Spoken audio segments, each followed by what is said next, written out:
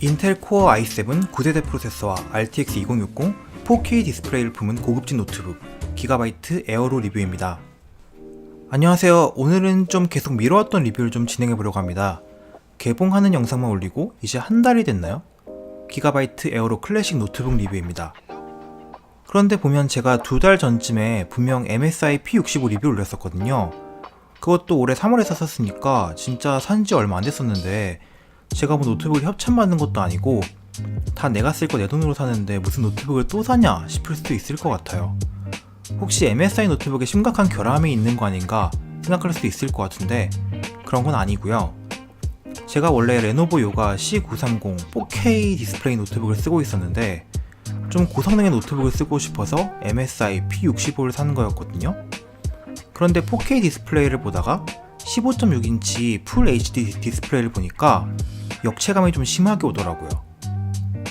풀 HD 정도면 원래 고해상도 디스플레이라고 생각했는데 그게 한번 4K에 눈이 오염되면 다시 돌아오기가 힘든 것 같습니다. 그래서 4K 디스플레이 달린 고성능 노트북이 뭐 없나 찾아보니까 레노버 P1 같은 워크스테이션이 있고 델 XPS가 있고 게이밍 노트북 두꺼운 게 몇 개 있고 그리고 기가바이트 에어로가 있더라고요. 선택지가 몇 개 없던 와중에 신형 9세대 프로세서가 달린 에어로가 나왔다고 해서 이걸로 샀어요. RTX 2060 달린 걸로 산 이유는 4K 디스플레이 달린 에어로 중에 그나마 싼 게 이거였거든요. 이름을 뭐라고 불러야 할지 조금 애매한데 오픈마켓 판매처에서는 에어로 15W V10이라고 부르던데 공식 홈페이지 정식 명칭은 에어로 15 클래식 WA라고 적혀있거든요. 여튼 기본적인 스펙시트를 한번 훑고 지나갈까요? 인텔 9세대 커피레이크 리프레쉬 i7 9750H 프로세서, 지포스 RTX 2060 GPU, 16GB 램에 최대 64기가까지 확장 가능하며 512GB M.2 NVMe SSD, 15.6인치 AUO 패널 4K 디스플레이에 2kg의 무게, 94Wh의 대용량 배터리의 스펙을 갖고 있습니다. 가격은 윈도우 미 포함 모델 240만원 주고 구매했습니다. 어우, 비싸죠? 자, 그러면 디자인부터 먼저 살펴보도록 할까요? 일단은 슬림형 게이밍 노트북으로 분류되어 있는 에어로지만 사실 생긴 건 위판 아래쪽에 있는 이 패턴 빼고는 그냥 비즈니스 노트북이나 워크스테이션 쪽에 더 가깝게 생겼어요.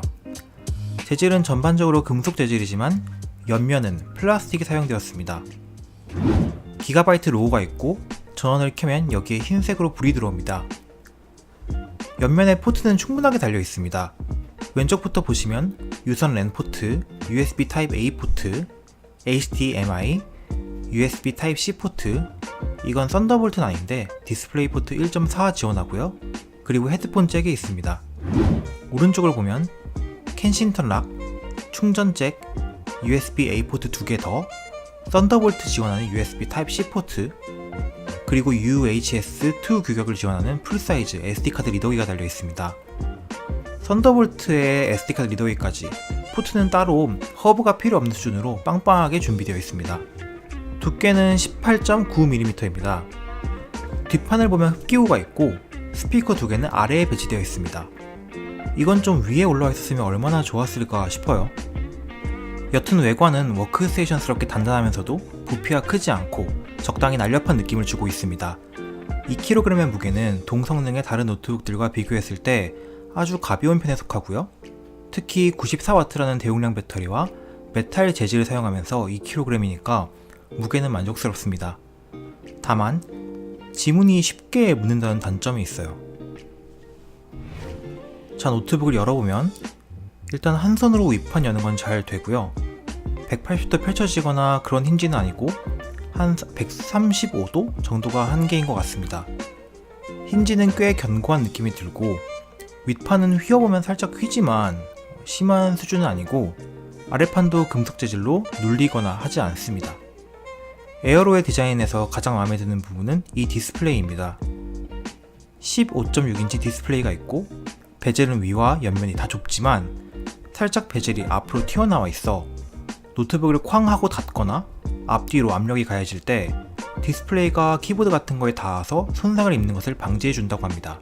아래에는 에어로 마크와 팬톤 디스플레이 인증 마크가 있고요. 웹캠은 가장 아래쪽에 위치하고 있습니다. 이 위치 때문에 디스플레이 위에 웹캠이 달려있는 거랑 비교해서 얼굴 각도가 이상하게 나온다고 하는데 저는 어차피 웹캠을 쓸 일이 잘 없어서 그냥 그러려니 합니다. 윗판과 아랫판 사이에 배기구가 있는데 사실 발열이 굉장히 많은 부품을 달고 있는 것 치고는 배기구가 충분하지 않다는 생각이 드네요. 아래에는 숫자 패드까지 달려있고 RGB 퓨전 백라이트를 장착한 키보드가 있고 충분히 큼지막하지만 숫자 패드 때문에 살짝 왼쪽으로 밀려있는 터치패드가 있습니다. 저는 노트북 키보드에 숫자 패드까지 있는 걸 그닥 좋아하지 않은 편인데 데스크탑 키보드와 달리 숫자 패드랑 다른 키보드 사이에 특별히 갭이 없다 보니까 이 키보드에 익숙해지기 전까지 대체 몇 번이나 넘락키를 눌렀는지 모르겠습니다. 키보드 하나하나의 크기도 좀 작아졌고요. 그런데 그거랑 별개로 키를 눌렀을 때 그 키감은 상당히 괜찮은 편입니다. 좀 익숙해지는데 시간은 걸리겠지만 괜찮은 키보드라고 생각해요. 키보드는 RGB LED 백라이트가 적용되어 있어서 원한다면 번쩍번쩍거리는 키보드를 쓸 수 있습니다. 다양한 패턴도 준비되어 있고요. 그런데 저는 이런 RGB 감성을 이해 못하는 사람이기 때문에 기본적으로는 페이드 온 키프레스, 그러니까 누른 키에만 흰색으로 불이 들어왔다가 꺼지게 설정해 놨습니다. 이건 좀 괜찮더라고요. 터치패드는 이 전 모델부터 터치패드 드라이버를 윈도우 프리시전 드라이버로 사용했기 때문에 터치패드의 느낌은 굉장히 만족스러웠습니다. 제스처 컨트롤도 다 지원하고 크기 자체도 작지 않은 편입니다. 그런데 최근에 썼던 노트북들과 달리 지금은 인식 센서도 안 달려있고 심지어 저 웹캠으로는 윈도우 헬로우 얼굴 인식도 작동하지 않습니다. 생긴 건 전문가용 노트북 냄새를 팍팍 풍기면서 이 비싼 노트북에 그런 보안 장치 같은 걸 굳이 왜 뺐는지 잘 이해가 안 갑니다. 저는 이 노트북을 구매하면서 144Hz 주사율을 포기하고 4K 모델로 갔습니다. 어차피 제가 FPS 게임 같은 거 안 하고 다행히도 고주사율 디스플레이를 별로 써본 적이 없어서 그쪽은 별로 욕심이 없는데 4K는 저한테 굉장히 중요한 요소였습니다. 사진 보정을 하거나 문서 작업하거나 논문 읽거나 할 때 고해상도 디스플레이는 체감이 상당히 많이 드는 요소라고 생각을 하거든요. 또 FHD 모델은 색 영역, 그러니까 색을 재현할 수 있는 범위가 sRGB 90%대, 그러니까 꽤 좋은 수준 정도였는데 4K 모델은 더 넓은 색 영역이라고 할 수 있는 어도비 RGB 100%, 그러니까 완전 프로 수준의 정확한 색 영역을 가지고 있다고 해요. 제가 가지고 있는 외장 모니터, 이게 아마 sRGB 60% 수준의 디스플레이인데 같은 사진 띄워놓고 봐도 이쪽이 훨씬 더 색이 진하고 정확하게 표현하고 있는 것을 볼 수 있었습니다. 사실 본인이 동영상을 시청하거나 하는 상황에서는 그렇게까지 색 영역이 큰 의미가 없는데 사진이나 동영상에 색을 보정하거나 할 경우 부정확한 모니터에서 하면 좀 문제가 생길 수 있죠. 화면 아래에 팬톤 인증을 받은 디스플레이라고 스티커가 붙어 있는데 정말 좋긴 좋아요. 디스플레이는 논글레어, 그러니까 반사 방지 코팅이 되어 있고 측정치상 디스플레이의 밝기는 대략 350니트 정도 된다고 합니다. 글레어 패널인 제 다른 노트북 요가 C930과 비교하면 논글레어 패널이기 때문에 야외에서도 어느 정도 시인성이 괜찮은 편입니다. 스피커는 나히믹 3 기술이 들어갔다고 하는데 스피커 자체가 베이스가 거의 없는 수준에다가 음량도 그렇게 크지 못하고 심지어 스피커가 아래에 달려있어서 기대할 만한 스피커는 못 됩니다. 좀 비싼 노트북이면 스피커도 좀 좋은 거 달아줄 수 있는 거 아닌가요? 저번에 스피커 비교 영상 따로 찍어 놓은 게 있으니까 그쪽도 확인해주세요. 다음으로는 성능을 말씀드릴게요. 인텔 코어 i7 9세대 커피레이크 리프레쉬 헥사코어 CPU가 들어가 있죠. 사실 9세대 i7 9750H가 8세대 i7 8750H랑 비교해서 기본 클럭을 2.2GHz에서 2.6GHz로 부스트 클럭을 4.1GHz에서 4.5GHz로 뻥튀기 해놓은 거 말고는 둘이 다를 게 없는 프로세서거든요. 거기다가 사실상 실질적인 벤치마크 점수랑 실사용 성능이 그다지 큰 차이가 나지 않는다고 합니다.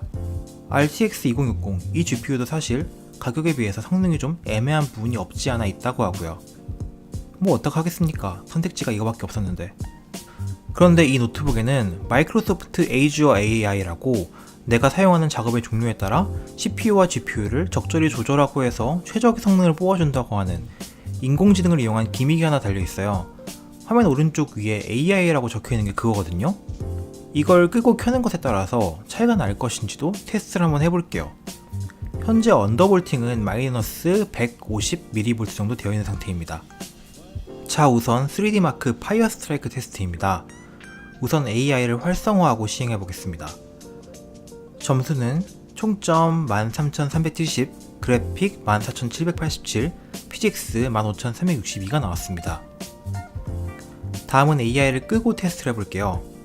총점 12726점으로 좀 더 낮고 그래픽 점수가 13947점으로 좀 낮은 대신 피직스 점수는 16443점으로 조금 더 올랐네요. 다음은 영상 편집 렌더링 시간입니다. 제가 만들었던 두 개의 영상을 붙여서 총 5분짜리 영상의 렌더링을 해보겠습니다. AI를 활성화하고 먼저 시행해 보겠습니다. 1분 28초가 걸렸군요. 다음은 AI를 끄고 테스트를 진행해 볼게요. 1분 27초가 걸렸네요. 둘은 차이가 없다고 봐도 되겠습니다. 다음은 게임 테스트입니다. 4K 해상도 상업으로 몬스터 헌터 월드를 구동시켜 보겠습니다. AI를 켠 상태에서 마을에서 프레임이 30대 초반에서 후반 왔다갔다 하는 걸로 나오고 AI를 끄고 다시 시행했을 때도 별반 큰 차이는 없었습니다. 결과적으로 AI가 마치 성능을 많이 향상시켜 줄 것처럼 이야기를 하지만 조금의 성능 조정은 있을지 모르겠으나 사실상 그 효과는 크지 않다고 러프하게는 일단 평가할 수 있을 것 같습니다. 그리고 이 노트북은 몬스터 헌터와 같은 고사양 게임을 구동 시에 CPU 온도 약 90도, GPU 온도 약 80도대까지 올라가는 발열이 아주 심한 노트북 중 하나입니다. 또 저소음 모드 이외에서의 팬 소음도 상당한 편이고요. 따라서 만약 본인이 게임을 많이 하는 사람이라고 한다면 90도의 발열이 노트북의 수명에 어느 만큼 영향을 미치는지는 사실 저도 잘 모릅니다만 이 노트북 살 때 다시 한번 생각해 보시는 게 좋겠습니다. 좀 더 무겁고 두꺼워도 이것보다 발열 컨트롤 잘 하는 노트북은 많거든요. 배터리는 94Wh의 대용량 배터리를 탑재하고 있습니다. 보통 게이밍 노트북들이 40에서 50Wh대의 배터리를 가지고 있는 것과 비교해보면 이 노트북이 게이머보다는 고성능 노트북을 여기저기 들고 다닐 일이 많은 사람들을 위한 물건이라는 것이 여기서도 드러나죠. 하지만 배터리가 크더라도 4K 디스플레이에다가 고성능을 가진 노트북이기 때문에 당연히 배터리로 게임을 하면 배터리는 순삭되고 또 풀 HD 디스플레이랑 비교를 해보면 전력 효율이 그다지 좋지 않습니다. 한번 유튜브 재생시간 기준으로 배터리 타임이 어느 정도 되는지 테스트해 보겠습니다. 화면 밝기 50%로 치카댄스 반복 영상을 틀어놓고 전 잠깐 자고 일어나겠습니다. 일어나 보니까 1시간 6분 지나 있는데 배터리는 17%가 소모되어 있군요. 그러니까 유튜브 재생시간 기준 배터리 타임은 6-7시간 정도로 보입니다. 자, 그럼 총평입니다.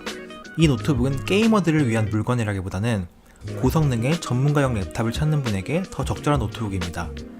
디자인은 게이밍 노트북보다는 차분한 디자인의 워크스테이션에 더 가깝고 가볍고 얇으면서 다양한 포트를 가지고 있고 디스플레이는 전문가 수준의 색 정확도와 4K 해상도를 가지고 있죠. 배터리도 빵빵하고요.